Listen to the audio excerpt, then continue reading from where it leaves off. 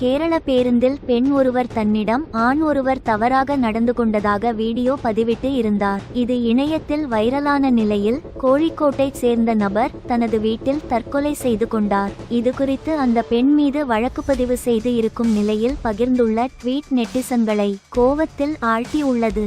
கோழிக்கோட்டை சேர்ந்த தீபக் யூ என்பவர் ஜவுளி நிறுவனத்தில் பணிபுரிந்து வந்துள்ளார். கடந்த வெள்ளிக்கிழமை தீபக் பேருந்தில் கண்ணூருக்கு பயணம் செய்துள்ளார். அப்போது தீபக்குடன் அதே பேருந்தில் பயணம் செய்த ஷிம்ஜிதா என்ற பெண் பயணி ஒரு வீடியோவை வெளியிட்டார். அதில் தீபக் மீது பாலியல் துன்புறுத்தல் குற்றச்சாட்டை சுமத்தியிருந்தார்.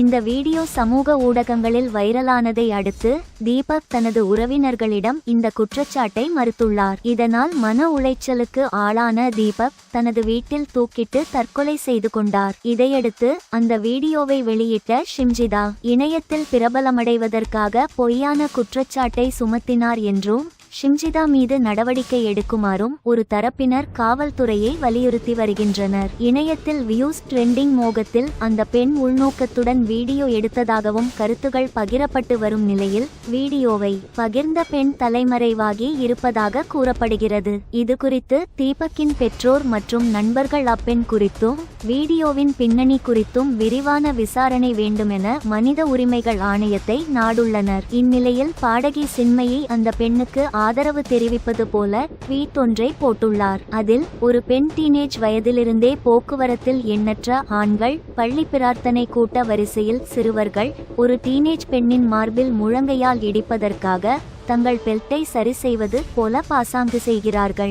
எத்தனை ஆண்கள் பாலியல் தொல்லை கொடுத்திருக்கிறார்கள், தவறாக தொட்டிருக்கிறார்கள், அநாகரிகமாக நடந்து கொண்டிருக்கிறார்கள், கேலி செய்திருக்கிறார்கள் அல்லது நேரடியாக தாக்கியிருக்கிறார்கள் என்பதை பற்றிய ஒரு யோசனையை தருவதற்காக பெண்கள் அந்த ஆண்களின் எண்ணிக்கையை குறிப்பிட வேண்டும். இவர்களில் எத்தனை பேர் சிறையில் இருந்திருக்க வேண்டும். ஆனால் வெளியே அழகான மனைவியை மணந்த குழந்தைகளுடன் மற்றும் வயதான பெற்றோருடன் வாழும் மரியாதைக்குரிய மனிதர்களாக வலம் வருகிறார்கள் என்பதை இது உணர்த்துகிறது என பதிவிட்டு உள்ளார். அந்த பதிவினை பார்த்த சிலர் சின்மயியின் கருத்தை கண்டித்து வருகின்றனர்.